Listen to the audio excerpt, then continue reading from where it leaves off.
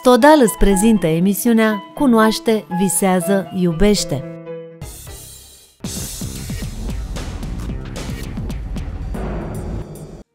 Bonjour, donc je suis Gérard Mandine, je suis médecin spécialisé en médecine générale et en homéopathie. Je suis installé en France, dans l'ouest de la France, au bord de la mer. J'enseigne au CEDH, qui est une école internationale d'enseignement de la thérapeutique homéopathique. Et je suis ici à Bucarest parce que j'ai la chance depuis 17 ou 18 ans de venir en Roumanie enseigner aux médecins roumains, aux pharmaciens roumains, et parfois on a même eu des vétérinaires roumains qui venaient se former à la thérapeutique homéopathique. C'était des médecins à la fois généralistes, à la fois pédiatres, et puis toutes sortes de spécialités, ORL, gastroentérologue, même psychiatre. Donc en France, j'ai créé 2 diplômes universitaires, l'un à l'université de médecine d'Angers, l'autre à l'université de médecine de Nantes. Et en ce qui me concerne, avant d'être installé, j'étais responsable d'un service des urgences d'un hôpital. Et puis je me suis spécialisé donc en médecine générale, bien sûr, et puis aussi donc je suis spécialisé en médecine du sport, et puis je suis aussi médecin légiste. Mais je ne m'occupe que du vivant. Pourquoi j'ai voulu, au cours de mes études de médecine, me former à la thérapeutique homéopathique? Je vous ai dit, je suis spécialisé en médecine du sport parce que je venais du monde du sport. Je venais du monde du sport parce que je faisais du tennis de compétition à un niveau correct. Et donc, lorsque j'étais en train de faire, alors que j'avais 17 ans, lorsque j'étais en train de faire un grand tournoi international de tennis, eh bien, on avait fait 2 matchs dans la même journée. Et on en avait un 3e en fin de journée. Et l'entraîneur nous a dit, à moi-même et à un autre garçon qui était qualifié aussi pour son 3e tour, il nous a dit, écoutez, vous allez prendre un verre d'eau, vous allez mettre la moitié de sel dans le verre d'eau, vous allez bien mélanger et comme ça vous n'aurez pas de crampes. Le camarade a commencé, lui, son match une demi-heure, 3/4 d'heure avant le mien. Et tout de suite, il a vomi. Il a vomi pendant 1h30. Parce que, bien entendu, le sport plus un niveau intense, plus le verre d'eau avec la moitié de sel, ça n'allait pas du tout. Et moi, j'ai eu la chance qu'au bord du cours, il y a un kinésithérapeute qui est passé. Et moi, j'ai dit, je ne boirai jamais ce verre d'eau. Et le kinésithérapeute m'a dit, écoutez, je vous donne ces granules d'homéopathie de Cuprum metallicum. Et Cuprum metallicum, c'est un médicament, maintenant je le sais bien sûr, pour éviter les crampes. J'ai pris le médicament, je n'ai eu aucune crampe, j'ai gagné et j'ai fait un des meilleurs tournois de ma vie. Quel est le protocole d'une consultation homéopathique? Le protocole d'une consultation homéopathique est un protocole qui est commun à tous les médecins qui vont consulter un patient. C'est-à-dire que ça commence par un interrogatoire, qu'est-ce qui amène le patient à la consultation. Et puis, à l'issue de cet interrogatoire, on va rechercher ce qui a véritablement amené le patient à cette consultation. On va lui demander si jamais il a déjà eu des examens complémentaires préalables. Au cours de ce protocole, on va bien sûr examiner le patient. Et ensuite, à l'issue de l'examen, on va, si l'on peut, poser un diagnostic. Et si jamais on a un doute sur le diagnostic, on va demander des examens complémentaires. Et ensuite, de façon à arriver et à aboutir à ce qui est le plus important pour tout médecin, à savoir le diagnostic. Et ensuite seulement viendra l'instant thérapeutique. L'instant thérapeutique, c'est-à-dire que ça peut être soit de l'allopathie, soit de l'homéopathie.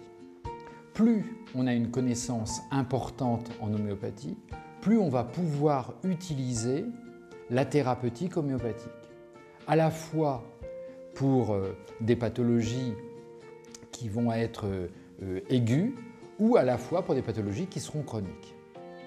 Ce qu'il faut bien comprendre, c'est que la thérapeutique homéopathique, comme toute thérapeutique, a ses limites. C'est-à-dire qu'on va mettre des limites à l'utilisation de la thérapeutique homéopathique parce que c'est l'exigence de la thérapeutique comme toute thérapeutique. En allopathie, par exemple, les limites, c'est par exemple la quantité par rapport au poids ou par rapport à l'âge du patient. Eh bien, en homéopathie, on va avoir besoin de regarder s'il s'agit d'une lésion qui soit réversible et si bien sûr l'individu est capable, lui, de pouvoir se défendre lorsqu'on va stimuler son organisme. Alors maintenant, vous m'avez demandé quelle est la différence entre l'aigu et le chronique. L'aigu, prenons une pathologie aiguë bénigne, une maman qui amène son enfant parce que l'enfant a une rhinopharyngite par exemple, eh bien la plupart du temps, on sait très bien qu'une rhinopharyngite est liée à la présence d'un virus. Donc si c'est lié à un virus, ça veut donc dire que c'est une pathologie qui est potentiellement réversible.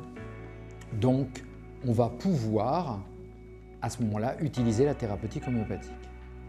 Et là, en aigu, on va donner des médicaments qui vont correspondre aux symptômes présentés par le patient, mais également à ce que l'examinateur, le médecin, a trouvé chez son patient. Je vous donne un exemple, puisque là c'est d'actualité, on est le 22 mars, et donc on est au début du printemps, il y a beaucoup de rhinites saisonnières allergiques. Eh bien, la personne peut avoir ce qu'on appelle une conjonctivite allergique. Par exemple, l'enfant a une conjonctivite allergique. Un enfant, par exemple, de 8-10 ans a une conjonctivite allergique. Ses yeux pleurent, sont rouges, son nez coule comme de l'eau. Eh bien, à ce moment-là, on va donner un médicament homéopathique qui va s'appeler Euphrasia et qui permettra de résoudre cette rhinite allergique. Donc, on va lui prescrire le médicament et on va expliquer à la maman qu'on va pouvoir donner à la fois le médicament symptomatique et aussi on va lui proposer de lui donner un traitement de fond, c'est-à-dire un traitement chronique pour éviter qu'au cours de cette saison pollinique, l'enfant continue d'être ennuyé. Donc continuons avec le même exemple. Imaginons que c'est un enfant qui est allergique à des pollens. Donc certains tests ont été faits, allergologiques, et on retrouve qu'il y a plusieurs allergies au pollen. En homéopathie, on a un médicament homéopathique qui s'appelle Pollen, que l'on va donner en 30 CH. Et ce médicament homéopathique, on va le donner pendant toute la durée d'exposition pollinique. Et on va rajouter un autre médicament qui s'appellera poumon-histamine, qui permettra d'éviter la réaction de libération d'histamine pour l'enfant, de façon à ce que l'on puisse l'aider à le soulager très rapidement. Bien entendu, on va ajouter à cela les médicaments qui vont correspondre à cet enfant, à sa façon de réagir. N'importe qui ne fait pas des rhinites allergiques. Si vous-même vous avez eu des enfants, eh bien vos enfants n'ont peut-être jamais eu de rhinite saisonnière, ce qui est une très bonne chose pour eux. Eh bien pour autant, les enfants qui en font, on voit qu'ils ont des types sensibles particuliers qui vont être plus sujets que d'autres à avoir à ce moment-là une rhinite allergique. Et donc on va leur donner ce médicament de leur propre type sensible. Voilà. Et on va donner ces traitements-là pendant toute la durée d'exposition pollinique, ce qui fait que cette durée d'exposition pollinique peut bien durer 3, 4, 5 mois. Voilà. Et on va enfin compléter la consultation en expliquant à la maman que l'idéal serait qu'elle revienne avec son enfant l'année suivante, 15 jours au moins avant l'apparition des premiers pollens, de façon à ce que l'enfant n'ait pas de soucis. Ce qui fait que cette consultation à la fois aiguë, donc sur le symptôme que présentait le patient, le jeune enfant, à ce moment-là sur sa conjonctivite qui le gênait beaucoup, eh bien, on va, au cours de la même consultation, lui avoir proposé un traitement symptomatique, ce qui fait que les symptômes vont être amendés en quelques jours, et en plus, un traitement qui sera un traitement de fond, chronique, qui lui permettra, alors que les pollens seront toujours présents, d'éviter d'avoir de nouvelles manifestations. Et en plus, on lui proposera un traitement préventif pour l'année suivante.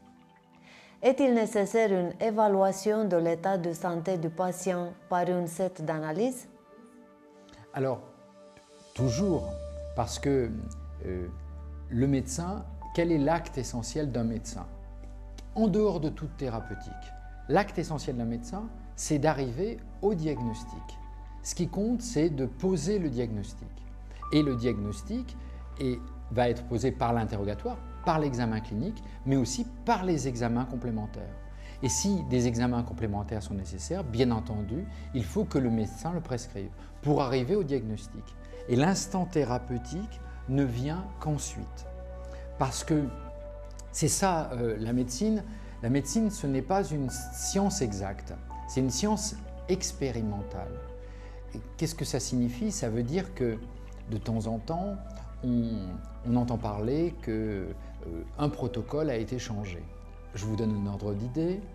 Quand j'étais étudiant, quand un enfant avait de la fièvre, on lui donnait de l'aspirine. Et maintenant, on ne donne plus d'aspirine à un enfant qui a de la fièvre. Je parle d'un jeune enfant. Pourquoi? Parce qu'on s'est rendu compte qu'il y avait à la fois des patients qui avaient, comment dirais-je, mal utilisé l'aspirine, parce que soit ils n'avaient pas compris ou ils l'avaient mal utilisé, et donc il y a eu des ennuis, soit parce qu'on s'est rendu compte qu'on n'était pas véritablement dans le soin le plus idéal pour l'enfant. Donc du coup, maintenant, on ne conseille plus du tout de donner d'aspirine à l'enfant. Alors que ça a été un protocole qui a été employé pendant 40 ans, vous voyez? Ce qui veut dire que maintenant, notre médecine, l'utilisation de la médecine, c'est vraiment une science expérimentale, pas exacte. Et en fonction de ce que l'on connaît, on modifie notre thérapeutique, notre geste thérapeutique. Mais les diagnostics, eux, certes, ils ont été beaucoup plus affinés maintenant, mais les grands diagnostics demeurent depuis longtemps. Il existe une légende que la consultation homéopathique doit être longue. Est-ce que c'est vrai? Il n'y a pas de nécessité à ce que la consultation homéopathique soit longue. Pourquoi? Parce que, qu'est-ce qui compte? Ce qui compte, c'est d'arriver toujours au diagnostic. Alors, quelle est la différence essentielle, on pourrait dire, entre une consultation pour une utilisation d'un traitement allopathique et la consultation pour l'utilisation d'un médicament homéopathique? En fait, c'est la même chose. On fait la même chose, donc le temps de consultation ne devrait pas être différent.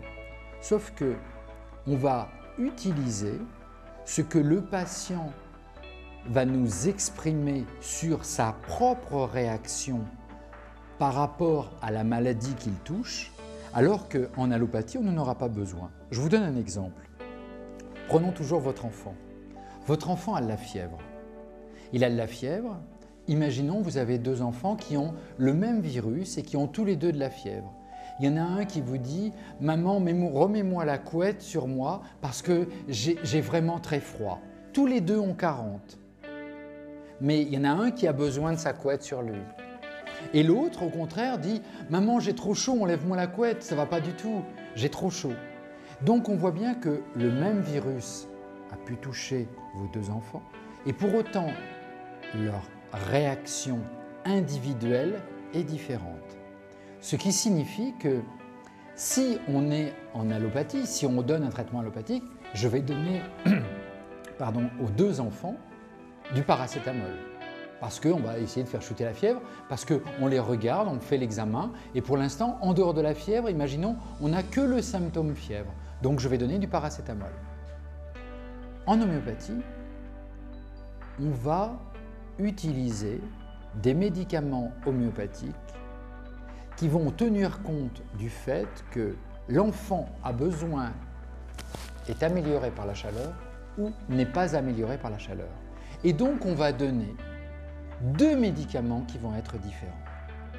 C'est ça la différence. C'est-à-dire qu'on va entendre ce que le patient nous explique sur sa propre réaction individuelle face à la maladie. Alors, c'est sûr qu'on est obligé d'être très attentif au niveau de la réception de ce que nous dit le patient. Et c'est sûr aussi qu'on a besoin, au début de la consultation, de laisser parler le patient et de ne pas l'interrompre, parce que dans les 3 à 5 premières minutes du temps de consultation, le patient va exprimer des choses qui lui sont propres. Si jamais on a le malheur de l'interrompre pendant ce temps-là, eh bien on va mettre du temps à retrouver les éléments qu'il voulait nous confier, on va dire, normalement. Qu'est-ce que représente la syntagme constitution du patient? En homéopathie, il y a eu un homéopathe qui s'appelait Nebel, qui a remarqué que les individus avaient des types constitutionnels différents. Pour rentrer dans le détail, carbonique, phosphorique, fluorique. Donc, un sujet carbonique, prenons toujours vos enfants. Prenons toujours vos enfants. Vous venez me consulter et vous me dites, écoutez, mon enfant, j'ai bien envie qu'il fasse du sport, mais je voudrais un sport dans lequel il prenne du plaisir, il soit bien. Si c'est un carbonique, eh bien on va lui donner un sport où le carbonique, c'est un sujet qui va être costaud, trapu, bien sur ses jambes. Donc, on va lui conseiller comme sport, par exemple, du rugby. Puisque vous avez vu, les rugbyman, ce sont des gens très costauds, voilà. Si, au contraire, dans vos 2 enfants, vous avez une petite fille et que votre petite fille, vous décidez de la mettre à la danse. Si elle est carbonique, eh bien, ses articulations à elle ne vont pas pouvoir être hyperlaxes, puisque le carbonique n'a pas d'articulation hyperlaxe. Donc, à la danse, c'est très joli une petite fille qui danse, mais à la danse, votre petite fille carbonique, elle ne se fera jamais complètement plaisir. Donc, ça va nous aider, par exemple, pour ces événements-là. De la même façon, on va voir que des sujets fluoriques, donc des sujets hyperlaxes, eux vont pouvoir faire facilement de la gymnastique, de la danse, etc. Vous voyez? Et bien entendu, lorsque les enfants grandissent, deviennent adultes et deviennent âgés ensuite, eh bien en fonction de leur type constitutionnel, ils vont avoir de l'arthrose qui va être plus ou moins importante, plus ou moins localisée et qui va les gêner plus ou moins en fonction de leur type constitutionnel. En final, je voudrais demander comment vous considérez que l'homéopathie peut améliorer la vie de patient. Ça, on va dire que c'est le but de tout médecin, qu'il soit homéopathe ou qu'il soit allopathe. Le but de tout médecin, c'est de permettre que son patient, avec le traitement qu'on lui a donné, il soit, et si possible, guéri de l'affection ou au moins soulagé, mais surtout faire en sorte qu'il ait un minimum d'effets secondaires. En homéopathie, on a une chance folle.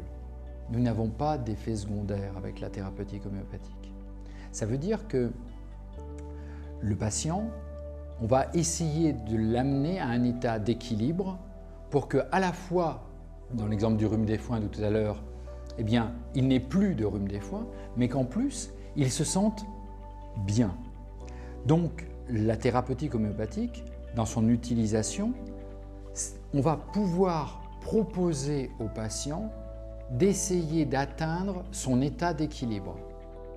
Et cela sans aucun effet secondaire.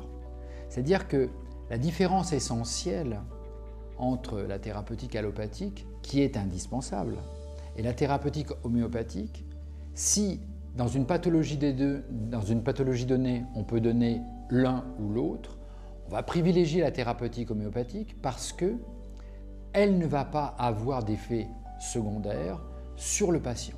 Ce qui est quelque chose qui est tout à fait exceptionnel parce que du coup, le patient va pouvoir récupérer sans avoir d'altération sur une autre fonction de son organisme. Je vous donne un exemple. Lorsque vous avez, par exemple, des douleurs parce que vous avez de l'arthrose et que le matin, vous avez des douleurs de dérouillage extrêmement importantes, et le matin, c'est très pénible, puis au fur et à mesure de la journée, cette douleur disparaît, mais le soir, de nouveau, vous avez de nouveau des douleurs d'arthrose. Les patients qui se plaignent beaucoup, si on utilise la thérapeutique allopathique, on va donner un anti-inflammatoire non stéroïdien. Si le patient est âgé, on est obligé en plus de lui donner un médicament pour prévenir le risque d'ulcère dans son estomac. Donc, on aura un médicament plus un autre pour compenser l'effet secondaire potentiel du premier médicament, sachant qu'on le fait dès que le patient a plus de 50 ans. En homéopathie, on n'aura pas ce risque-là. On va donner un médicament qui, en l'occurrence, va s'appeler rustoxicodendron. Et ce médicament-là, on va le donner 5 granules matin et soir. Et on va lui donner avec à la fois un résultat sur le bien-être du patient, mais aussi sur le fait qu'il n'y a pas d'effet secondaire donné à ce patient.